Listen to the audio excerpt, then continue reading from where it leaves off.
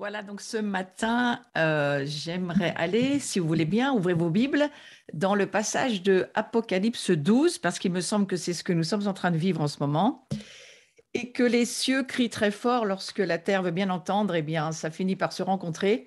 Alors, si vous voulez bien, on va lire ce chapitre 12 d'Apocalypse qui est finalement assez court. Donc, prenons-le en entier parce qu'on va aller sur deux, trois points qui me semblent importants pour ce que nous traversons justement. Alors, verset 1 de Apocalypse chapitre 12.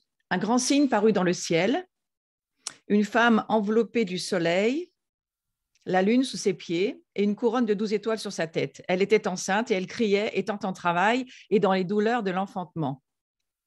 Un autre signe parut dans le ciel et voici, c'était un grand dragon rouge ayant 7 têtes, 10 cornes et sur ses têtes 7 diadèmes. Sa queue entraînait le tiers des étoiles du ciel et les jetait sur la terre.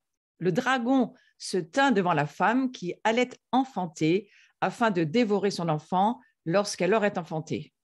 Elle enfanta un fils qui doit paître toutes les nations avec une verge de fer, et son enfant fut enlevé vers Dieu et vers son trône. Et la femme s'enfuit dans le désert où elle avait un lieu préparé par Dieu afin qu'elle y fût nourrie pendant 1260 jours. Il y eut guerre dans le ciel. Michel et ses anges combattirent contre le dragon, et le dragon et ses anges combattirent, mais ils ne furent pas les plus forts, et leur place ne fut plus trouvée dans le ciel. Et il fut précipité, le grand dragon, le serpent ancien, appelé le diable, et Satan, qui séduit toute la terre. Il fut précipité sur la terre et ses anges furent précipités avec lui.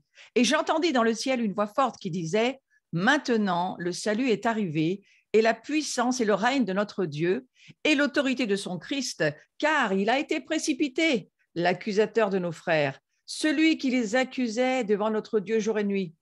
Ils l'ont vaincu à cause du sang de l'agneau et à cause de la parole de leur témoignage, et ils n'ont pas aimé leur vie jusqu'à craindre la mort. C'est pourquoi réjouissez-vous, cieux, et vous qui habitez dans les cieux, malheur à la terre et à la mer, car le diable est descendu vers vous, animé d'une grande colère, sachant qu'il a peu de temps. Quand le dragon vit qu'il avait été précipité sur la terre, il poursuivit la femme qui avait enfanté l'enfant mâle. Et les 2 ailes du grand aigle furent données à la femme, afin qu'elle s'envolât au désert, vers son lieu, où elle est nourrie un temps, des temps et la moitié d'un temps, loin de la face du serpent. Et de sa bouche, le serpent lança de l'eau comme un fleuve derrière la femme, afin de l'entraîner par le fleuve. Et la terre secourut la femme, et la terre ouvrit sa bouche et engloutit le fleuve que le dragon avait lancé de sa bouche. Et le dragon fut irrité contre la femme, et il s'en alla faire la guerre au reste de sa postérité, à ceux qui gardent les commandements de Dieu et qui ont le témoignage de Jésus. Il y a 2 choses que j'aimerais faire remarquer dans ce texte. D'abord, c'est les temps dans lesquels nous sommes.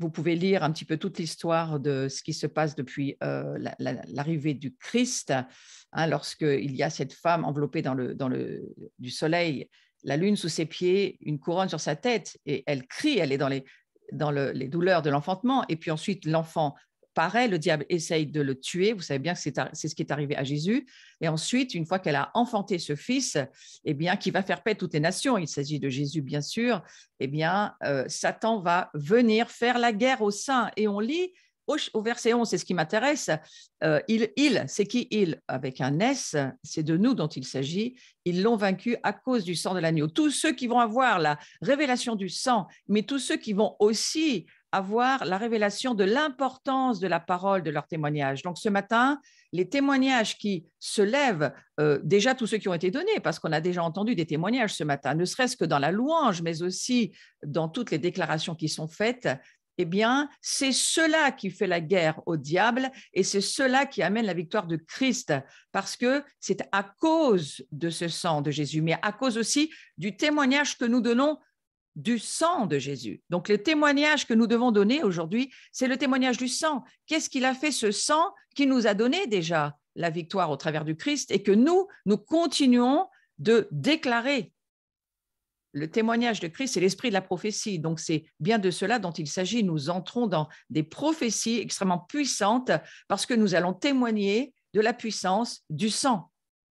Et nous lisons à la fin que, évidemment, Satan, maintenant, est descendu sur la terre en colère Donc, vous savez, ne participez pas à cette colère, s'il vous plaît. Détachez-vous de cette colère qui pourrait bien monter dans votre cœur. Ce n'est pas très intéressant de participer à cette colère. Et ne vous couchez pas sur cette colère, quelle qu'elle soit animée par qui que ce soit. Ce n'est pas de Dieu, mais du diable. Donc, faites bien attention à la colère qui pourrait monter dans votre vie aujourd'hui.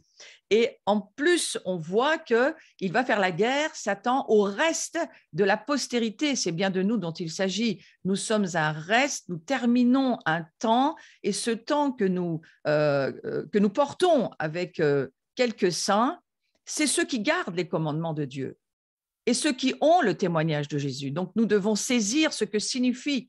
Alors, je vais en très peu de temps, mais je vais balayer, parce que ce sera un sujet qui prendrait des mois, mais je vais balayer.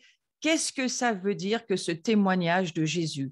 Je comprends bien que ce n'est pas facile aujourd'hui de donner un témoignage, parce qu'il ne serait peut-être pas positif, notre témoignage. Et puis, si on devait raconter nos vies à l'heure actuelle, je ne suis pas très sûre que ça serait aussi édifiant que cela, finalement.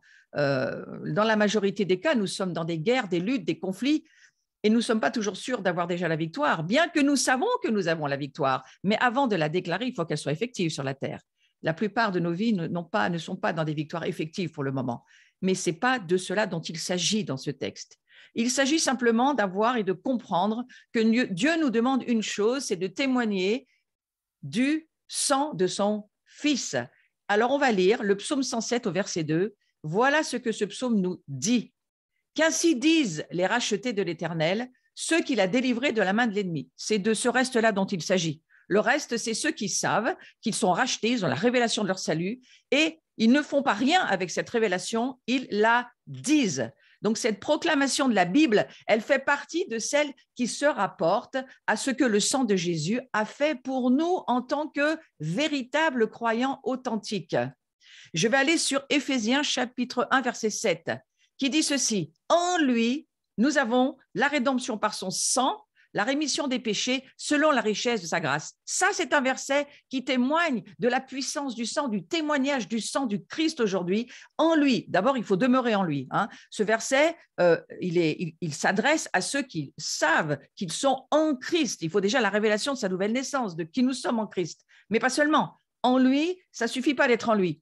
Il faut que nous ayons, ça c'est pas ce que nous sommes, mais ce que nous ayons, c'est la rédemption par son sang.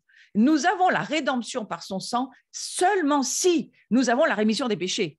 C'est-à-dire que, en gros, je vais vous le dire en français courant, il faut que nous ayons la révélation et que nous marchions dans l'esprit de la repentance dont il était question tout à l'heure. Cette repentance, pourquoi? Parce qu'au travers des péchés que nous voyons dans nos vies, il faut les confesser de façon à ce que notre rédemption soit effective. Si nos péchés ne sont pas pardonnés, si nous n'avons pas confessé nos péchés, si nous ne vivons pas dans la repentance en continuel, dans un style de vie, la rédemption par le sang de Jésus ne va pas être complète.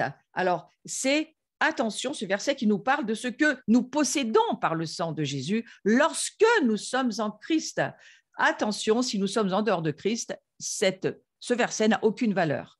Donc, pour être des chrétiens authentiques, il faut saisir qu'est-ce que ça signifie rédemption.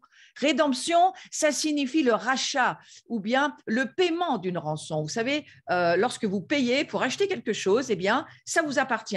Et nous étions auparavant dans les mains du diable lorsque nous n'appartenions pas à Jésus. Mais Jésus, lui, il a payé le prix par la rançon, par son sang. Le prix de la rançon pour ta vie a été payé par le sang du Christ.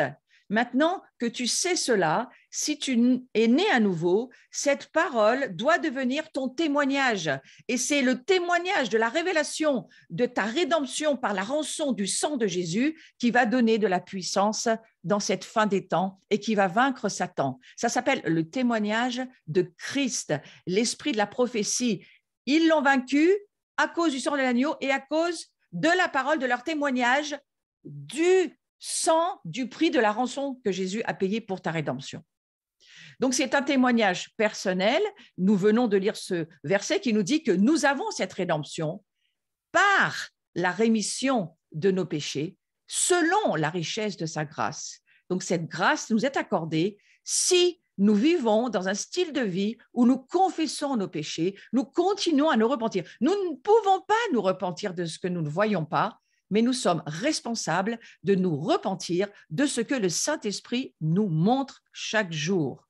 Comment est-ce qu'on va témoigner personnellement? Qu'est-ce que ça veut dire le témoignage? Alors, on a un petit modèle, un protocole dans l'Ancien Testament qui est pas très compliqué à comprendre. Je vais vous l'expliquer pour que vous saisissiez l'importance de la parole du témoignage.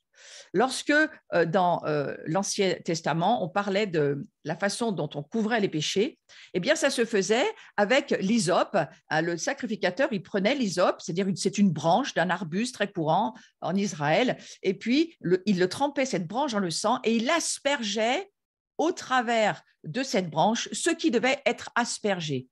Eh bien, voyez-vous, ce que je comprends être l'hysope pour moi, aujourd'hui, pas besoin, le sang de Jésus a déjà coulé une fois pour toutes et on ne va pas refaire des sacrifices de sang, certainement pas, il n'y en a plus besoin. Un a suffi, celui du Christ. Mais qu'est-ce que ça veut dire pour nous, cela, l'hysope qu'il faut tremper dans le sang? Eh bien, ça veut dire que je garde mon hysope à la main, c'est-à-dire que je garde dans ma bouche le témoignage de la puissance du sang de Jésus. Or, nous savons que dans 1 Corinthiens chapitre 5, verset 7, c'est Paul qui relie la Pâque de l'Ancien Testament, ce dont je vous parle, quand le grand sacrificateur prenait cette branche et aspergeait l'autel, le Saint des Saints, 7 fois il tournait autour de l'autel et il aspergeait l'autel. Tout ce protocole de l'Ancien Testament qui ne se fait plus aujourd'hui parce qu'il n'y a plus besoin, Paul va le relier dans ce passage de 1 Corinthiens chapitre 5, verset 7. Car Christ, le Messie, notre Pâque, a été immolé pour nous. Donc la Pâque s'assimile clairement au sacrifice de Jésus sur la croix. On peut dire que l'agneau pascal, il a été tué il y a plus de 20 siècles, et que son sang dans le récipient, qu'est-ce qui se passe? Il est toujours là. Ce sang dans ce récipient, il crie toujours et il crie éternellement et il criera éternellement. Miséricorde, miséricorde pour ceux qui confessent leurs péchés. C'est un sang qui crie miséricorde dans le ciel. Et nous triomphons de Satan lorsque nous rendons personnellement témoignage de l'efficacité du sang de Jésus sur nous. Lorsque nous allons vous dire, eh bien, quel témoignage avez-vous à donner de votre vie? Le premier témoignage que vous devez donner, c'est votre rachat, votre rédemption. Il est mort pour mes péchés. Il a donné son sang pour moi. Je sais qu'il y a une banque de sang ouverte 24 heures sur 24 dans les cieux. Et ce sang du Christ est toujours là pour moi. Et non seulement, je sais qu'il est là-haut, mais le sang crie pour moi. Les cieux crient sur la terre. Miséricorde, miséricorde. Donc, nous triomphons du diable, de la pression qu'il met sur nous. Nous traversons les montagnes, les combats, lorsque nous prenons la parole, c'est-à-dire l'hysope, dans notre bouche, parce que la bouche, c'est l'épée, elle est dans notre bouche. Vous remarquez que l'épée n'est pas dans notre main, dans la parole de Dieu. L'épée, elle est dans la bouche. Pourquoi? Parce que c'est la puissance de la parole qui amène la victoire. Et sous l'Ancienne Alliance, on utilisait l'hysope, mais sous la Nouvelle Alliance, c'est notre témoignage personnel qui prend le sang qui est dans le récipient, dans les cieux, et qui l'applique sur nos maisons, sur nos vies, sur tout ce que nous traversons, et nous prenons ce sang et nous l'appliquons. Et ce sang, il parle. Et je vais vous le lire dans Hébreux chapitre 12, versets 22-24. Vous, tout vrai croyant, vous vous êtes approchés de la montagne de Sion, du sang de l'aspersion qui parle mieux que celui d'Abel. Voyez, c'est marqué dans ce verset d'Hébreux 12. Ce n'est pas marqué dans l'Ancien Testament seulement, c'est marqué dans le Nouveau Testament. Vous vous êtes approchés de la montagne de Sion, du sang de l'aspersion. Vous voyez, la Pâque, l'hysope, c'est la parole de notre témoignage aujourd'hui, qui parle mieux. Donc, ça veut dire que si déjà le sang d'Abel crie vengeance et parle miséricorde, le sang de Christ parle d'autant plus miséricorde. Donc, sur la montagne céleste de Sion, aujourd'hui, sachez que le sang de Jésus, qui a été aspergé pour nous éternellement dans le Saint des Saints, dans ce sanctuaire céleste, devant Dieu en personne, il est toujours disponible. Et Christ, il est entré dans ce lieu comme notre précurseur. Il a obtenu notre rédemption éternelle par son sacrifice. Il a aspergé la preuve de cette rédemption dans la présence même du Tout-Puissant qui a dit « Oui, mon fils, ça va, c'est bien. Ton sang va nous permettre maintenant de continuer notre plan de sauvetage, notre plan de salut. Et notre plan de salut, c'est quoi? Eh bien, c'est la révélation. et la parole de notre témoignage à cause du sang de l'agneau, à cause de la parole de notre témoignage, de la puissance du sang de l'agneau. Vous savez, ce n'est pas le témoignage de notre vie en soi, nos histoires, dont il est question dans l'Apocalypse. Il est question du témoignage de Christ, c'est-à-dire du témoignage de son sang, de ce qu'il a accompli dans ma vie. Alors, non seulement je suis né à nouveau, non seulement je deviens une nouvelle créature, ça c'est le témoignage de Christ dans ma vie, mais en plus de ça, il me permet de recevoir le Saint-Esprit. Alors, vous pouvez témoigner de la puissance du Saint-Esprit dans votre vie. Vous parlez en langue, vous utilisez les dons, vous les offrez à ceux qui sont autour de vous, vous offrez vos talents, vous offrez votre louange, votre adoration. Vous êtes un vrai sacrificateur qui officiez devant Dieu, vous aussi. Mais quel est le témoignage de Christ en vous? Je suis rempli du Saint-Esprit. Ça, c'est le témoignage. Et ça va vaincre le diable à la fin des temps. C'est pourquoi le parler en langue est tellement puissant. C'est un témoignage de Christ en nous qui a vaincu Satan. Le parler en langue est extrêmement puissant. Les dons sont extrêmement puissants. Tout ce que Jésus nous a acquis, notre héritage, et vous savez ce dont il est question, l'héritage dont il est question dans la parole de Dieu, nous héritons de la lumière. Nous héritons de la lumière qui chasse les ténèbres. Ça aussi, c'est un héritage puissant. Voyez. Donc, le sang de Jésus, remarquez bien que ce sang, c'est lui qui détruit toute la culpabilité, qui détruit tous les péchés, qui détruit même la vieille nature. C'est un sang qui nous fait entrer dans un nouveau monde éternel, une vie éternelle dans laquelle nous sommes déjà, si nous le croyons, par la foi. Donc, ce sacrifice, je veux revenir quelques moments dessus, Jésus s'est offert en sacrifice pour notre monde, mais il s'offre encore aujourd'hui pour notre monde. Il a versé son sang pour quiconque croit en lui puisse avoir la vie éternelle, ne meure pas, mais qu'il puisse vivre éternellement. Vous savez, ce n'est pas quelque chose qu'on apprend par cœur, c'est quelque chose que nous expérimentons. Nous traversons les épreuves parce qu'il y a derrière une bénédiction cachée pour nous. Nous allons découvrir que les choses ne vont pas se passer comme nous, on croit qu'elles devraient se passer. C'est pourquoi il faut poser nos pensées, les abandonner. Les pensées humaines, les pensées charnelles, les pensées intelligentes humaines n'ont aucune force devant Dieu. Mais il faut remplir nos pensées de ce que la parole de Dieu nous dit parce que nous recevons les pensées de Dieu et à partir de là, le Saint-Esprit ouvre les portes de la révélation. Ça, c'est le témoignage de Christ. Alors, je vais juste vous lire ceci parce que dans l'Ancien Testament, concernant les péchés et la façon dont ils étaient pardonnés, c'était très particulier. Et surtout, ce jour de Yom Kippour, c'est en ce jour seulement, dans l'Ancienne Alliance, que le grand sacrificateur, il allait dans le Saint des Saints avec le sang du sacrifice des animaux et puis qui couvrait les péchés d'Israël seulement pendant 1 an. Il fallait recommencer tous les ans. Et le grand sacrificateur prendra du sang du taureau, il fera l'aspersion avec son doigt sur le devant du propitiatoire. Là, il n'a pas la branche d'hysope, il prend son doigt le jour du Yom Kippour. Ça ne vous rappelle pas quelque chose dans la Nouvelle Alliance? Celui qui chasse les démons, ce n'est pas lui qui le fait, c'est le doigt de Dieu qui le fait. Donc, ça veut dire, lorsqu'il est question du doigt dans la parole de Dieu, il est question de la présence même de Dieu. C'est-à-dire que le grand sacrificateur, il a sur lui la puissance de Dieu et au travers de son doigt, prenez votre imagination et puis bougez un petit peu avec moi avec ce texte et utilisez votre imagination pour voir ce que Dieu essaye de vous montrer. Il fera l'aspersion avec son doigt sur le devant du propitiatoire vers l'Orient. Et puis, il fera avec son doigt 7 fois l'aspersion du sang devant le propitiatoire. Vous imaginez qu'il trempe son doigt dans le bol où il y a le sang du peuple, enfin des animaux, mais qui payaient pour le peuple, et puis qui va 7 fois asperger avec son doigt plein de sang le propitiatoire. Seul le sang pouvait offrir la propitiation, c'est-à-dire le pardon. Ça couvrait les péchés. Le propitiatoire, c'est ce qu'il y a sur l'autel, dans le Saint des Saints, dans le tabernacle, pour couvrir les péchés. Jésus, lui, vient faire exploser tout ça pour dire « Mon sang divin, une fois, il a coulé sur la croix, ça suffit. Il n'y a plus besoin de sang de sacrifice. » Mais aujourd'hui, réalisons une chose, parce que ce sang qui a été versé 7 fois avant que le sacrifice soit considéré complet pour Dieu, regardez ce que Jésus va venir faire. réaliser que tous les protocoles de l'Ancienne Alliance ont été réalisés par Jésus.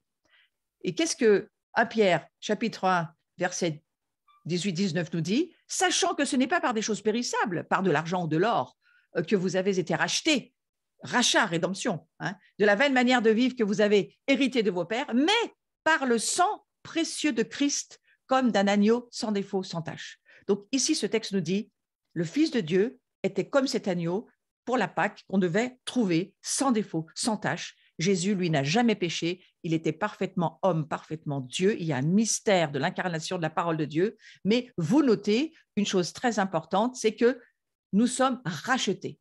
Et si nous n'avons pas saisi que nous sommes rachetés, nous ne pouvons pas témoigner de la puissance du sang.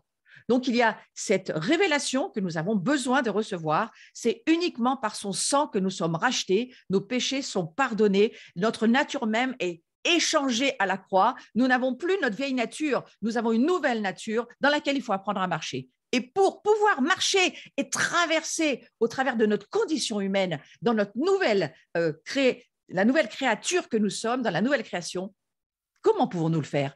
Par la puissance du sang et par la parole de notre témoignage. C'est de cela dont il s'agit. C'est de cette glorieuse croix dont je parle dans mes cours du jeudi d'ailleurs, où je creuse sur ce que signifie la puissance du sang. Et vous noterez que ce transfert dont il est question ici, il n'est effectif et il nous sera bénéfique que si nous faisons une seule chose, je vous l'ai dit au tout début, que les rachetés disent. Donc, nous devons devenir une communauté prophétique qui va dire ce que signifie le témoignage de Christ. Ce n'est pas l'histoire de notre vie, c'est l'histoire du sang de Jésus et de ce qu'il a fait dans notre vie que nous devrions témoigner au pupitre à chaque fois que le Seigneur ouvre une porte du témoignage en disant « Aujourd'hui, c'est la journée du témoignage, allez-y. Qu'est-ce que nous avons à faire? À témoigner de la puissance du sang. » C'est pour ça que moi, je me suis mis ce matin, comme je savais que le Seigneur avait ouvert une porte pour le témoignage, je me suis mis à me dire, je vais témoigner de la puissance de son sang. Et le psaume 91, il a été nommé le psaume de l'ère atomique. Vous savez, on l'a beaucoup utilisé pour la Covid. Pendant le confinement, beaucoup d'églises sont parties avec ce psaume atomique parce que c'est un psaume extrêmement puissant, mais je vais vous expliquer pourquoi. Parce qu'il exprime une protection parfaite contre toute espèce de mal, de danger, de danger parce qu'on n'a pas fini d'en traverser, des montagnes, on n'a pas fini d'en traverser non plus. Donc, c'est un psaume qui exprime, qui parle, qui témoigne de Christ et des moyens de comment on peut se mettre en protection à tout instant et par tous les moyens. Beaucoup de chrétiens connaissent bien ce passage, mais on va lire juste, moi je ne vais pas lire tout le passage, je vais lire juste 2 versets. Le premier, celui qui demeure sous l'abri du Très-Haut repose à l'ombre du Tout-Puissant. Bon, vous pouvez le savoir par cœur, mais si vous n'avez pas la révélation du verset, si ce verset ne vous a pas ouvert un portail qui passe au travers de la chair de Christ et qui vous fait rentrer au travers du sang dans la présence de Dieu, ce verset ne vous est d'aucune utilité, ça reste un verset. Qu'est-ce que ça veut dire le mot demeurer? Demeurer, ça veut dire passer la nuit.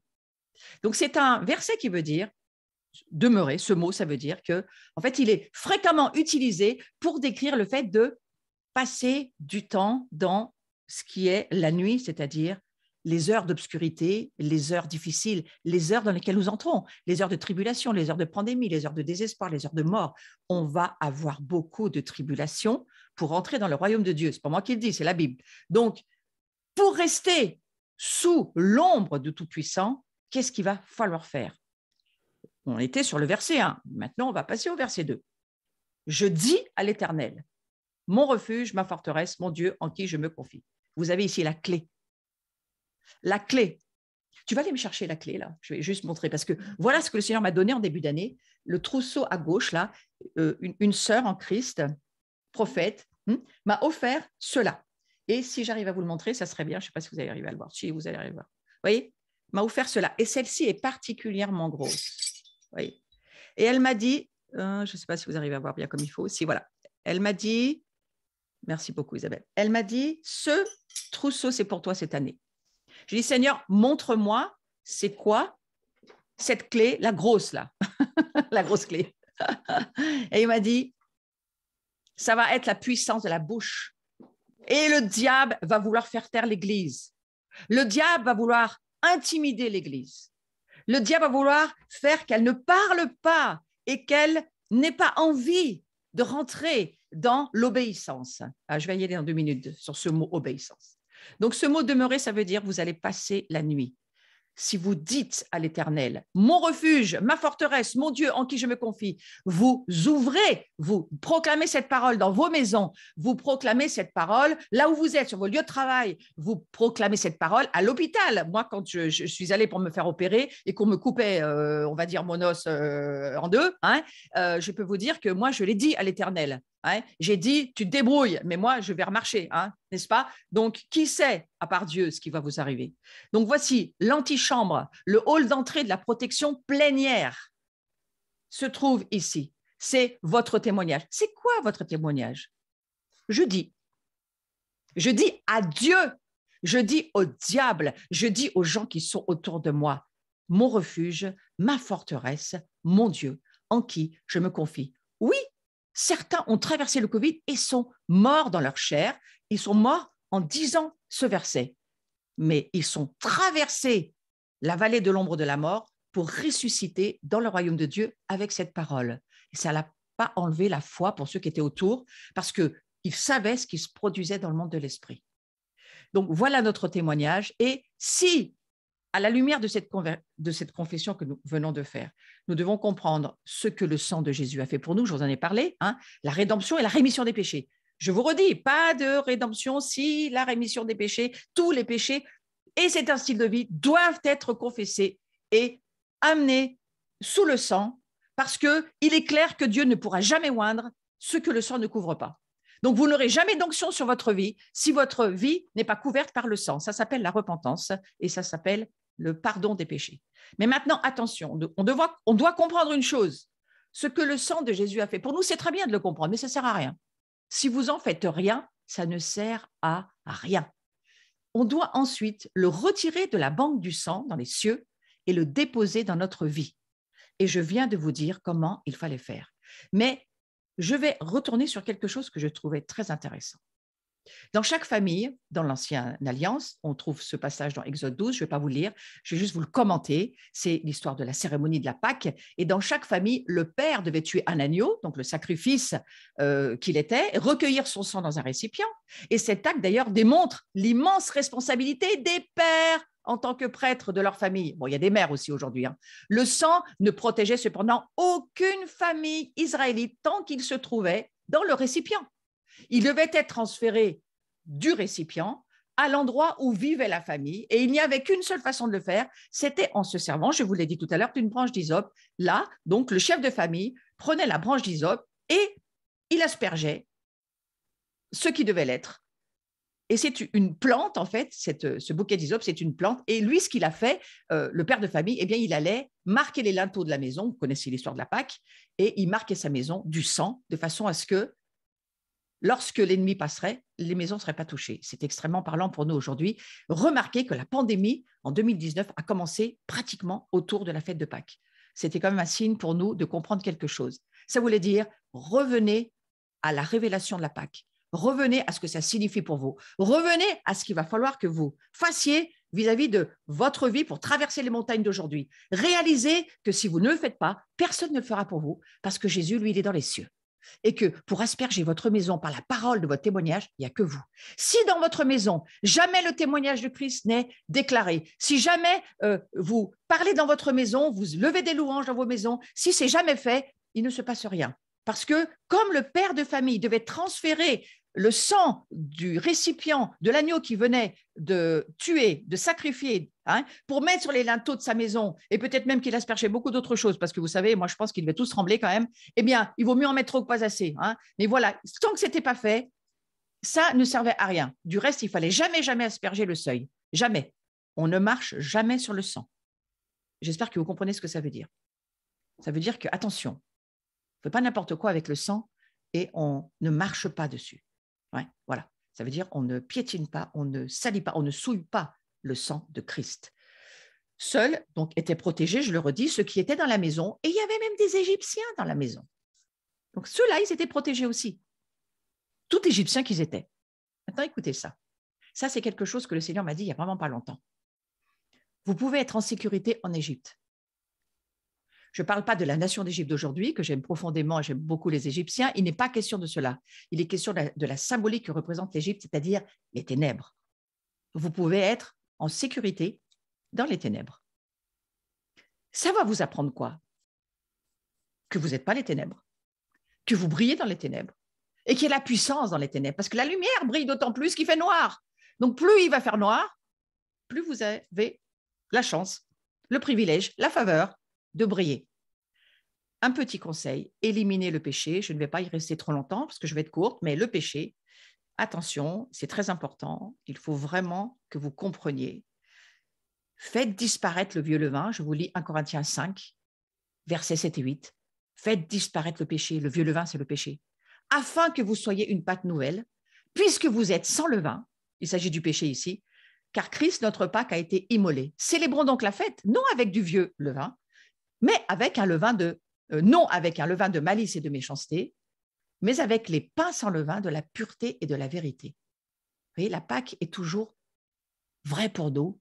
Ce n'est pas une vieille célébration qui ne veut plus rien dire, mais aujourd'hui, elle est accomplie au travers du sacrifice de Jésus. Et donc, chaque famille juive devait se débarrasser du levain pendant 7 jours consécutifs. Et vous avez vu qu'il y avait 7 aspersions sur l'autel. 7 fois, le sang devait être marqué par le doigt du prêtre, du grand sacrificateur. Donc, c'est important de comprendre cela. Maintenant, encore une petite chose. La purification. Nous sommes dans une saison, un nouvel âge où Dieu nous dit « Tu ne peux plus avancer sans purification ». Il faut que tu prennes au sérieux la pureté parce que mon reste, il est saint. Moi, je suis saint. Je vais chercher une épouse sainte, propre, pas souillée. Ça veut dire que chaque fois que nous péchons, frères et sœurs, et nous connaissons la parole de Dieu, et que nous péchons face à la parole de Dieu, nous devons demander pardon pour nos péchés, vivre dans la repentance, amener ces péchés. En termes de parole d'un témoignage, demander au sang de Jésus de pardonner nos péchés et d'avoir une réelle repentance et de chasser les démons s'il le faut, parce que parfois c'est ce qu'il faut. Mais vous voyez ce verset de Colossiens chapitre 1, je vais vous lire juste le premier, rendez grâce, verset 12, rendez grâce avec choix au Père qui vous a rendu capable d'avoir part à l'héritage des saints, c'est pas fini, l'héritage des saints dans la lumière. Donc Paul, il parle d'un héritage qui est préparé pour le peuple de Dieu, mais un héritage dans la lumière, pas dans les ténèbres. Mais ça ne le dérange pas de nous mettre dans les ténèbres. Ce n'est pas parce que vous êtes dans les ténèbres que vous êtes ténèbres. Et je crois que c'est ce que Dieu veut nous apprendre dans cette saison, alors que nous traversons des terres samaritaines en tout genre, des terres difficiles, des terres de maladie, des terres d'oppression, des terres souillées, des terres de pire en pire, parce que le monde va aller de pire en pire. Nous entrons dans le pire du pire. L'empire du pire, c'est maintenant. C'est la fin d'un âge. Dieu nous a choisis, il croit en nous. Pourquoi faire? Pour que nous puissions témoigner de Christ, de notre nouvelle naissance, de l'Esprit de Christ en nous, de la lumière que nous sommes. Nous sommes des lumières sur la montagne au milieu de grandes ténèbres. Et faites la différence. Ce n'est pas parce que vous êtes dans les ténèbres que vous êtes ténèbres. Donc le pardon des péchés nous est acquis. Et c'est très important de comprendre ceci. Matthieu 26, 28, lorsqu'il a passé à ses disciples la coupe, on va aller à la communion. C'est pour ça que j'y vais aussi, moi, dans ma petite exhortation, bien simple, mais j'espère qu'elle vous aidera un petit peu ce dimanche, car ceci est mon sang. Jésus va dire, il va passer, lorsqu'il va faire le seder avec ses disciples, le repas de la Pâque, il va dire ceci, c'est repris dans Matthieu 26, 28, ceci est mon sang, le sang de l'alliance, c'est-à-dire du testament, le Nouveau Testament, l'héritage, ce que je vous donne à vous, mon reste, qui est répandu pour plusieurs. Il n'a pas dit pour tout le monde, il a dit pour plusieurs. Et ça ne marchera pas pour ceux qui ne se purifient pas continuellement, ça ne marchera pas pour ceux qui vivent avec leurs péchés, ça ne marchera pas pour ceux qui ne veulent pas vivre dans la pureté, ça ne marchera pas. Mais je reprends ce verset parce qu'il est très important. Ceci est mon sang, le sang de l'alliance, qui est répandu, c'est au présent, c'est un présent continu éternel, qui est répandu pour plusieurs, pour la rémission. Rémission, ça veut dire le pardon des péchés. C'est encore vrai pour aujourd'hui, parce que nous péchons tous encore. Mais Jésus, il a pourvu. Le Père a dit, on a réglé pour eux la facture. Il n'y a pas de condamnation pour eux. mais il faut qu'ils marchent dans un style de vie, de repentance, de pardon, de réaliser. Il n'y a rien qu'ils vont arriver à faire tout seuls par eux-mêmes. Puisqu'ils ne sont pas très, très sûrs, on va laisser continuer les pressions se faire jusqu'à ce qu'ils comprennent. C'est exactement ce qu'a vécu l'histoire du peuple hébreu dans le désert. Ils ont traversé, ils auraient pu traverser en quelques jours. Dieu a dit non, il va falloir que ça fasse un certain nombre d'années, beaucoup plus que ça, 40 ans et encore plus. Pourquoi? Parce qu'il faut qu'ils comprennent, que la révélation vienne. 2 sont passés avec la 2e génération. Faites-en partie, frères et sœurs. Donc ce principe, il est très important. Écoutez-moi bien, je vais terminer avec ça, mais c'est un principe très, très lourd. Le sang de Jésus ne protège que ceux qui obéissent. C'est pourquoi le Seigneur dira, entends ma voix. C'est bien si ton pasteur, ton église, ton mouvement dit la même chose que moi, mais ce n'est pas ton pasteur ni ton église qui dirige ta vie, c'est ma voix. Si ma voix, tu l'entends, tu dois entendre la même chose que ton pasteur, ce qu'il entend. Et si vous lisez le même livre et connaissez le même Dieu, il n'y aurait pas trop de soucis, ça devrait faire. Ouais. Les ministères entendent tous la voix de Dieu. Tous ceux qui sont là pour édifier l'Église doivent entendre la voix de Dieu. Si nous n'entendons pas la voix de Dieu, retirons-nous et surtout, ne disons pas que nous sommes un ministère. Apprenons, continuons à rester un disciple en apprentissage, n'est-ce pas? Mais nous sommes tous appelés à entendre la voix de Dieu. Et il y a une crainte de Dieu qui va tomber sur le peuple de Dieu parce que le sang ne protège que ceux qui obéissent. Le sang doit couvrir les péchés de nos vies en entier. Et Dieu ne oindra, ne mettra son onction, sa puissance, que ceux que le sang couvre. Voilà. Donc 1 Pierre, chapitre 3, verset 2 dit ceci. C'est Pierre qui salue les pèlerins de la dispersion. En grec, c'est les pèlerins de la diaspora. Il s'adresse spécifiquement aux Juifs hors d'Israël. Et voilà ce qu'il leur dit. Il leur dit qui étaient élus, vous étiez choisis selon la préscience de Dieu le Père, par la sanctification de l'Esprit, afin qu'ils deviennent obéissants et qu'ils participent à l'aspersion du sang de Jésus. Il n'y a pas d'aspersion du sang si vous êtes désobéissants, mes frères et mes sœurs. L'obéissance, c'est de faire ce que Dieu vous dit et d'obéir à sa parole, à ce qu'il vous demande dans sa parole et à obéir à la communauté à laquelle vous appartient quand il y a une voix collective prophétique qui est déclarée. Notez que l'obéissance vient avant l'aspersion. Le sang n'est aspergé que sur les gens obéissants.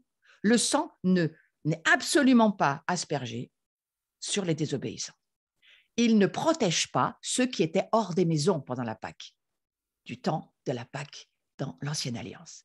Ceux qui étaient hors des maisons, ceux qui étaient hors des communautés, hors des œuvres à laquelle Dieu les avait assignés, ceux qui étaient hors des endroits, aujourd'hui, ceux qui sont hors des endroits, seuls, flottants, dans les airs, parfois dans les clouds, on ne sait pas à quelle communauté ils sont rattachés, le sang ne couvre pas, frères et sœurs. Je suis désolée de vous le dire, mais c'est dans l'Écriture.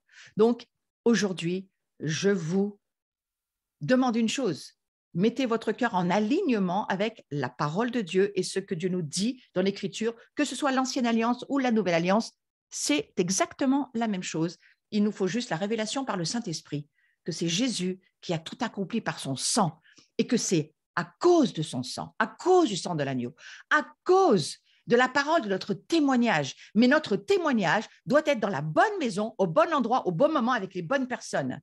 Là où Dieu nous a dit que nous devions être et appartenir. Et le genre de pardon dont nous avons besoin, voyez-vous, eh bien, c'est de cela. Que Dieu pardonne toutes nos désobéissances, que Dieu pardonne tout ce qui n'est pas aligné à sa vie, que Dieu pardonne parce qu'il ne couvrira pas par son sang nos opinions, nos idées ou nos envies, ou nos façons de vivre, ou ce qu'on n'a pas envie parce qu'on veut ça. Ça ne fonctionne pas. Donc, heureux, je vais finir avec ce psaume 32, versets 1 et 2. Heureux, c'est-à-dire béni, bénédiction à celui à qui la transgression est remise, à qui le péché est pardonné. Heureux l'homme à qui l'Éternel n'impute pas d'iniquité et dans l'esprit duquel il n'y a pas de fraude. En langue hébraïque, ce psaume, ça veut dire, ça commence par un pluriel, ce n'est pas du tout heureux, c'est bénédiction au pluriel.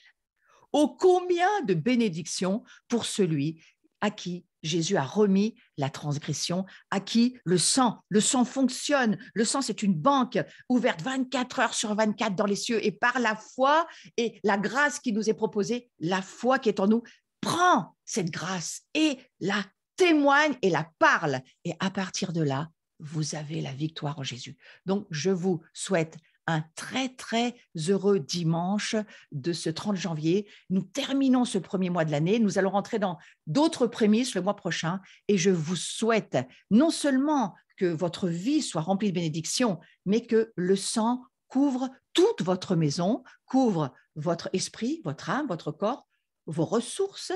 Ne volez pas Dieu, donnez à Dieu ce qui lui revient et à César ce qui lui revient. Et ceci provoquera de nombreuses bénédictions sur votre vie. Et je prie que ce sang devienne pour vous une révélation que votre bouche doit déclarer cette année. Le témoignage du Fils dans la maison cette année, c'est le témoignage de Christ, c'est-à-dire le témoignage de la puissance de son sang sur nous tous. Amen.